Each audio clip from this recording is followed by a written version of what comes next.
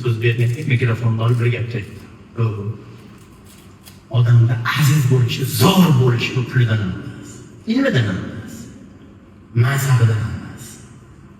Kim otasini, onasini duosini olgan bo'lsa, o'sha farzand zo'r. O'sha farzand aziz. Nafaqat bu dunyo, oxiratda. Shuning uchun zo'r bo'lishni xohlaysiz? Aziz bo'lishni xohlaysiz? Otangiz, onangiz duosini oling. Duosini oling. Men ko'p aytaman. Rahmat, ba'zi bir yoshlarimiz otam jonimga deb mashina olib berishyapti, yo umraga jo'natyapti, hajga jo'natyapti, zo'r yaxshi. Lekin shuni indamasdan, yozmasdan olib beravering. Chunki biz yoshlik paytimizda otamiz bizga nima olib bergan bo'lsa, ko'chaga chiqarib qo'ygan, o'g'limga bu narsani olib ber.